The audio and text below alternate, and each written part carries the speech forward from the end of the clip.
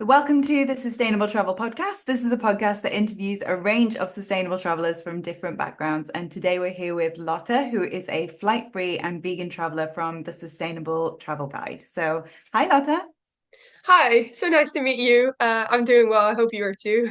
Yeah, really good. Thank you. We were just saying before we started recording, it's been such a long time coming. Like we've been chatting for months and months, and then here we are. Yeah, and we actually also live sort of relatively close to each other. In the grand scheme of things, I feel like we do definitely. So, I want to hand over to you anyway. Like, can you tell us a little bit about who you are and what you do? Because your page is kind of like the definition of sustainable travel, what people can do. So, tell us a bit about you.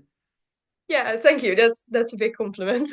Um, so I'm originally from the Netherlands, but I moved to the UK almost a year ago already to live with my husband.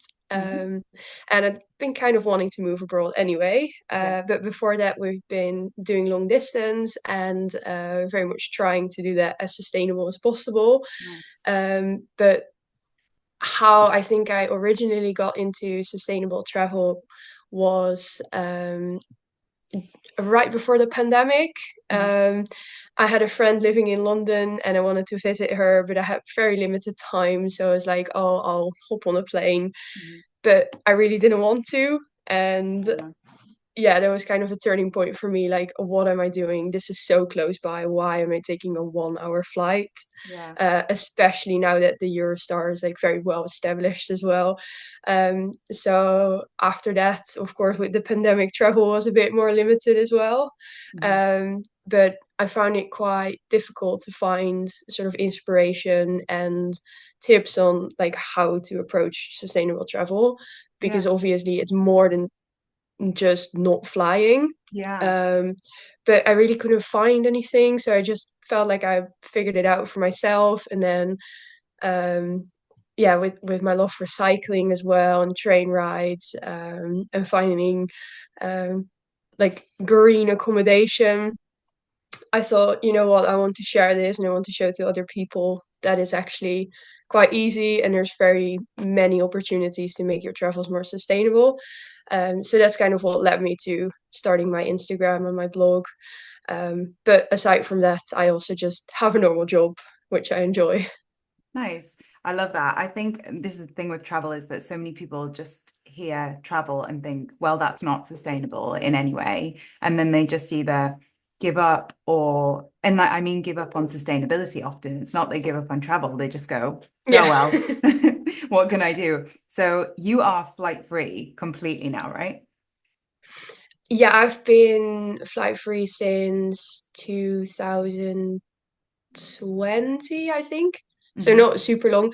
And I also don't think that I'll never fly again. Yeah. But I currently don't really have the ambition to travel outside of Europe. And Hmm. then I think most places within Europe can be reached by train quite easily. Yeah. We are thinking of maybe doing like a honeymoon as well.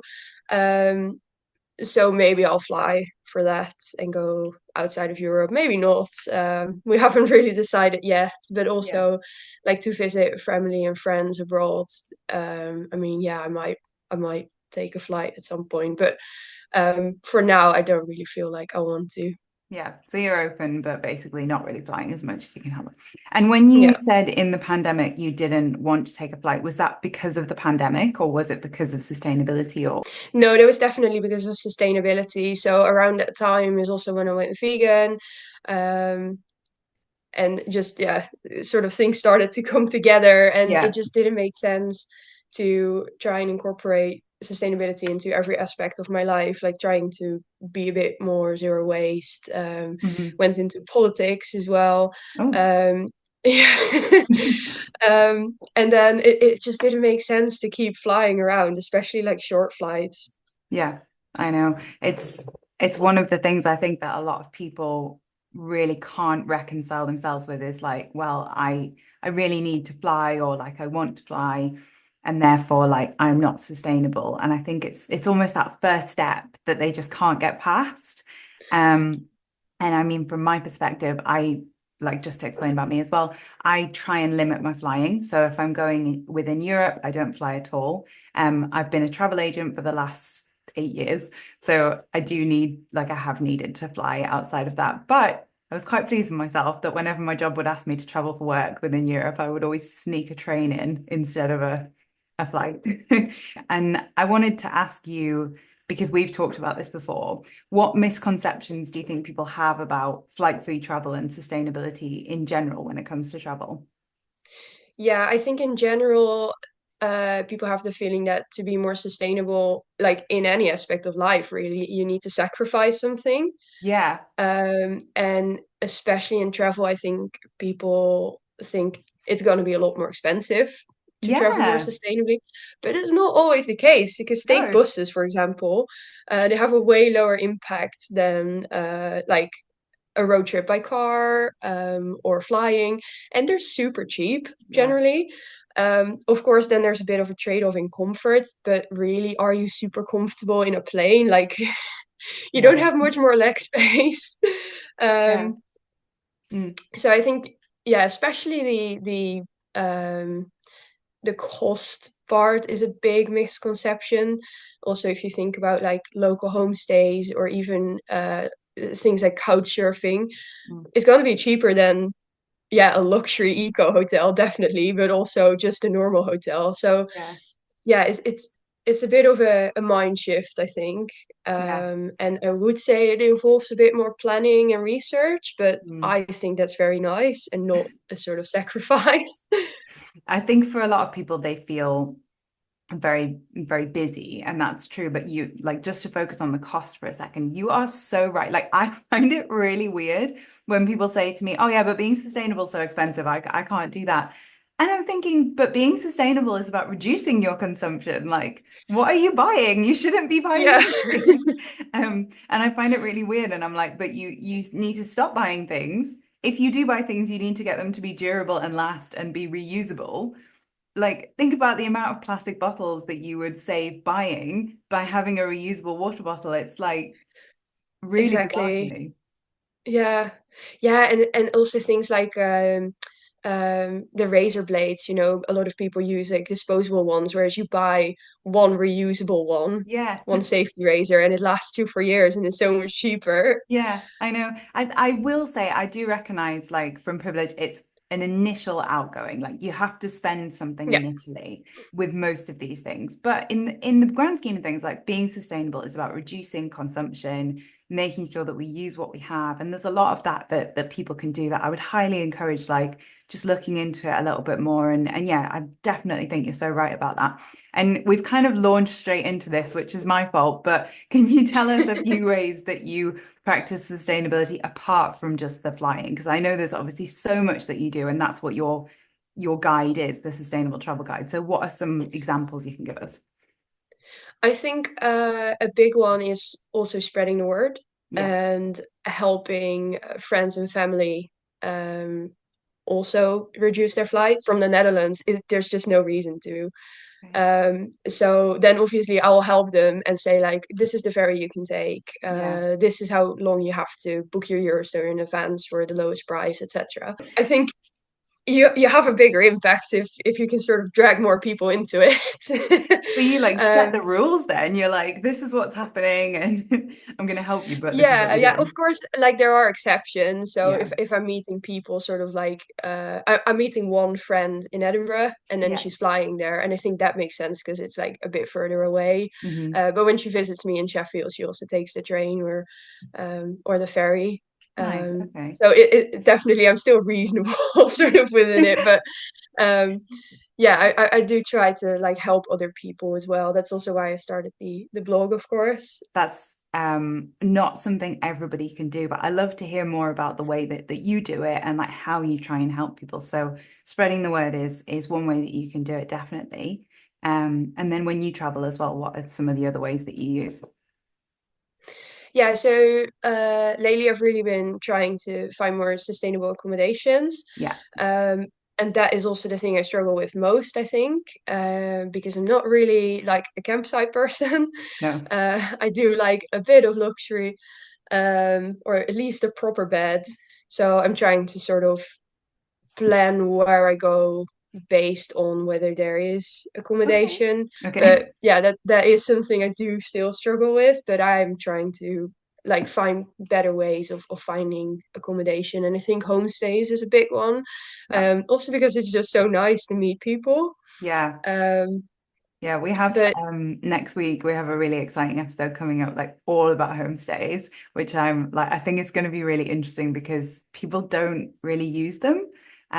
Or at least not many people use them. And I think even when you talk about the concept of couch surfing or staying with a family or something, people are like, oh my God, like I yeah, want to have it's my own scary. space. Yeah, scary. So But I mean, it's really the same as Airbnb in a sense. yeah, it is. It is definitely. And it'll be like debunking some myths. So that'll be fun. I think you found a really good eco hotel for your wedding, right? Can you tell us about it? Yeah, I mean, I used to live in Middelburg, so it's a place in the Netherlands, when I studied there.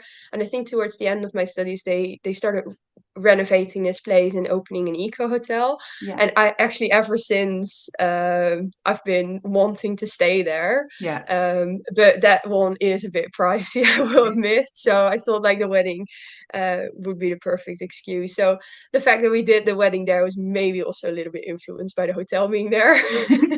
Yeah, but it's your Um, wedding. You have to.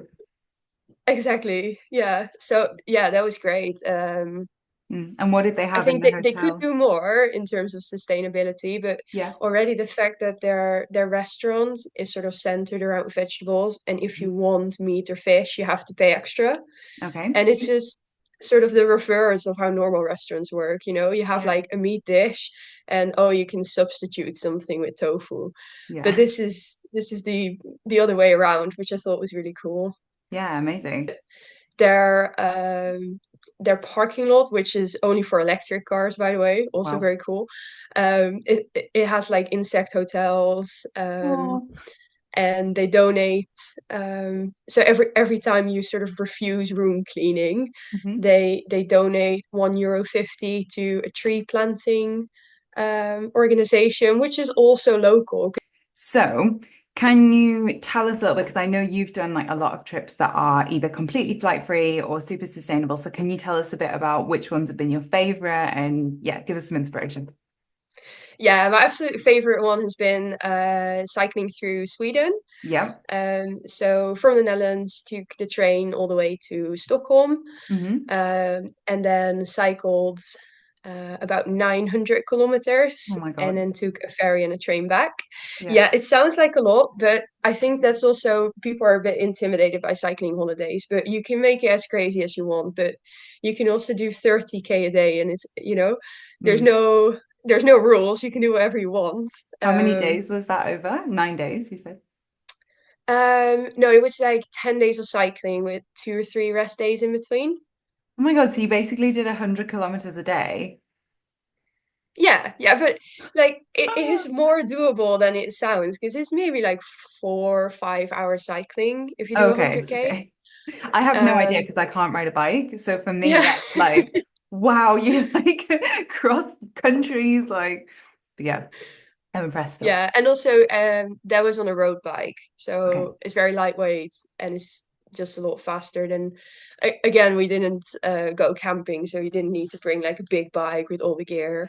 Mm. Which is also very cool. And I know a lot of people that are very into that as well. Because we also stayed with locals, Hmm. who told us a lot of interesting things, also about like climate change in Sweden, which was Really? very cool. Well, obviously not cool, but interesting. Are they quite big into like the environment in, because I know they are normally in like Scandinavian countries, the people you met. Yeah, I guess so. Because like one of the people we stayed with was a lady who's probably like in her 60s, Mm. and she also decided to go flight free Oh, entirely, wow. because her daughter researched clouds and could really explain like how they could see the effects of climate change in the atmosphere. Wow. That's so cool. What a reason. And like at that age as well, I think it's like Yeah, it's really interesting. Cool. So Sweden is the favorite. Definitely. Yeah. Mm. Another one I'm really pleased about was that for work I had a conference in Dublin. So Hmm. at that time I was still living and working in the Netherlands. Hmm. And the conference was also partly about sustainability in education. Hmm. So I thought, there's no way we're gonna fly to this. So for me and one other colleague, I also like planned out the routes to go to Dublin by train and by ferry, and a little bit by bus as well. So we had lots of different modes of transportation, Wow. and we actually had a bit of a stopover in Wales, Okay. and that turned out to be amazing. We went hiking there and it was so pretty. Yeah. And just thinking like if I would have been flying to Dublin, I would have missed out on my favorite part, which was the hiking in Wales. Wales is like I was going to ask you, did you go via the UK? And Yeah. like that part of, I guess it was Northern Wales, like Holyhead kind of Yeah. area. That part of Wales is stunning, like so beautiful. Yeah, you should have seen me with my phone on the window of the train all the time. You go by the beach, by a castle, and yeah, there's so much to see. Yeah, I think I was talking to one of our other guests who's going to be on later about like traveling by a train and slow travel in general. And she was saying how for her, like, she doesn't really care how long it takes her to get somewhere because that's part of it. Like, she gets Yeah, to see places that other travelers just never experience or like might not think to go to as a standalone destination. Do you find that as well? definitely. Yeah, for me that's even more so on the bike because I feel like you see so much more of the country when you travel slower. Yeah, And also you reach places that you otherwise just would fly over or drive yeah. past. So yeah, I definitely resonate with that. Yeah, and it keeps you fit as well, definitely, I would imagine. Yeah. Well, I mean, the amount of food we eat after a cycling day, I think. That's important. Yeah. But in terms, I mean, you do a lot of planning, I know that, and like you've got your website that's dedicated to helping other people plan. Have you ever gotten it wrong or like had a kind of nightmare experience that's taken too long? Oh, not yet. Okay, I am good. sometimes a little bit optimistic with planning the Eurostar and then taking like the latest train, but then yeah, if you have a bit of delay, you end up being home very late, and then I think Yeah. like, oh yeah, I can work the next day. So maybe planning in some more rest would be a good one. Yeah. How long is your maximum travel day? Because I know a lot of sustainable travelers, myself included, would kind of set an upper limit on what's the longest I'd go over land. Do you have that? No, No.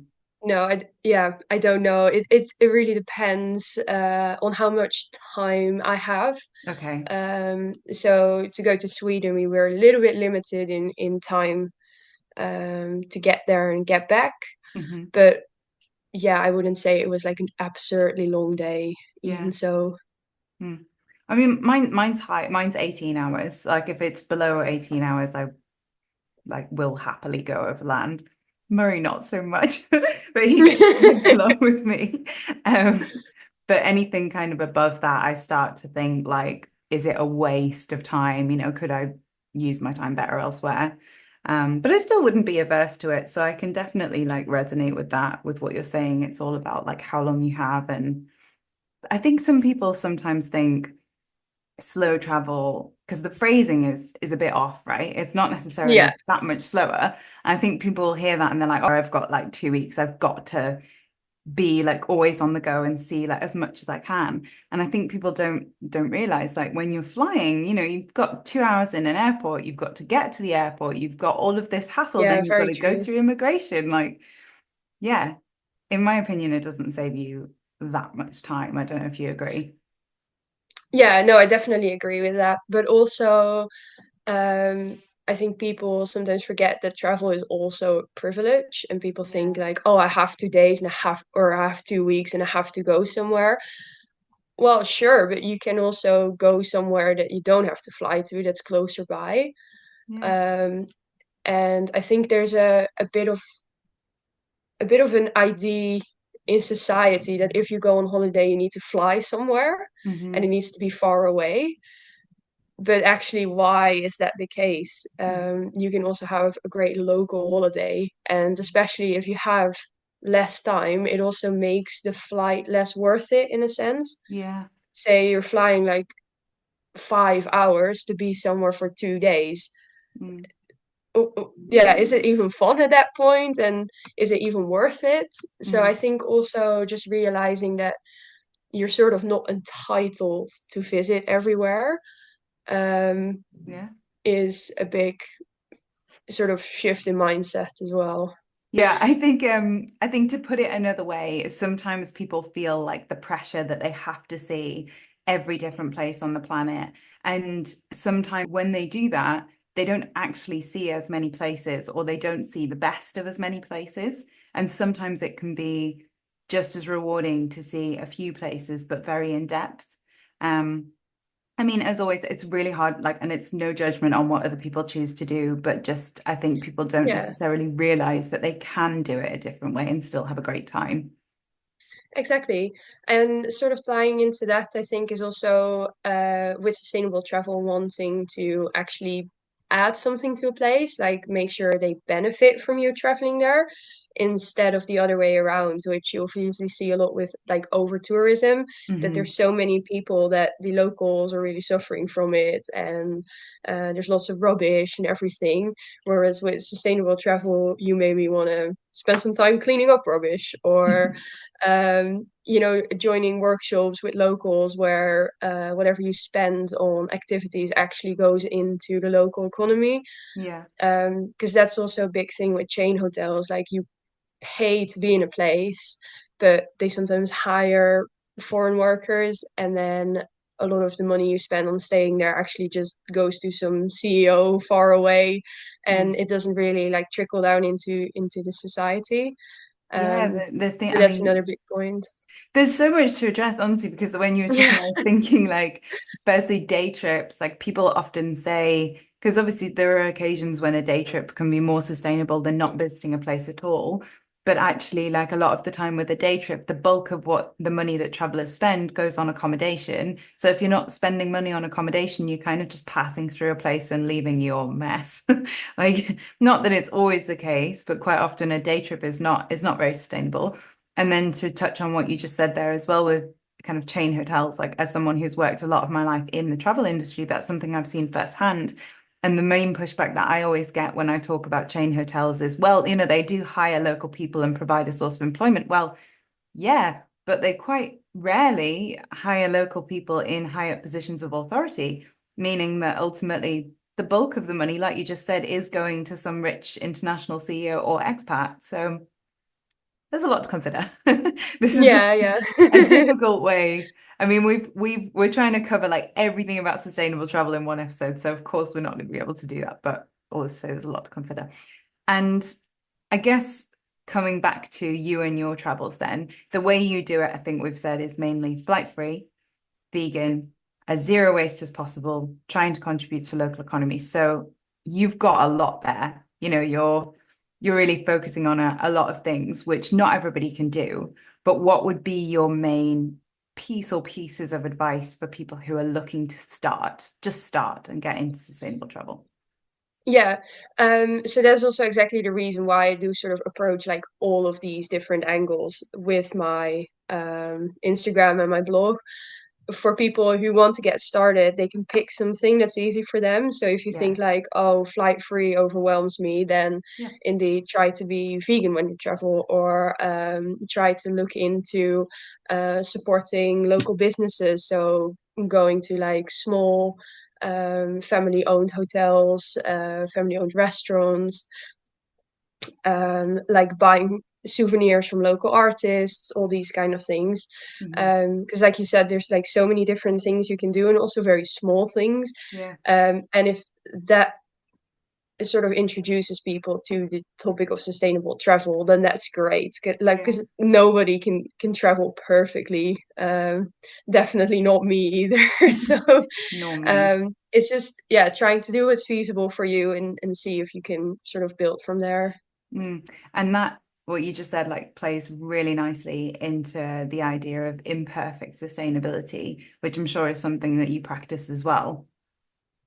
Yeah, it's always the thought of like a million people doing something imperfectly still has a lot more impact than, say, a handful of people being perfectly sustainable, Yeah. which just isn't possible. Yeah, it's not. And when I talk to a lot of sustainable travelers, almost all of us, I think, have been in these sustainable communities and experienced some kind of judgment or some kind of like aggressive technique from someone saying, you need to do what are you doing that? That's terrible.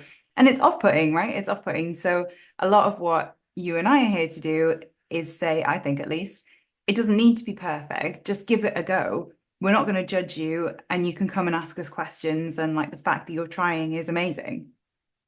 Yeah, and also like make it fun. It's not a punishment to be more You sustainable. know. Um, Aside from it just sort of being like rewarding, knowing you're not actively damaging the planet, it's also just like I said, the planning aspect I find really fun. Yeah. Um, and also yeah, what you said, like seeing places way more in depth, is also super rewarding and Yeah. fun. So it should be something nice. That's such a good point, actually. Like, it's not a punishment. Like, we're not telling you you can't have X, Y, Z. Like, we're saying instead, you could have something perhaps better. Like, you can Yeah. go and stay with local families. You can buy souvenirs that are more meaningful. You can, I don't know, all of these things that you can do. You can explore more places. And I think that point really needs to be emphasized. Like, you make a really good point there. Yeah, although I will admit that the sort of like the more negative approach also sometimes helps me. You think? Because like when I got involved in like sustainable politics, there are indeed people saying like, "Who are you to talk about sustainability if you still fly around the world?"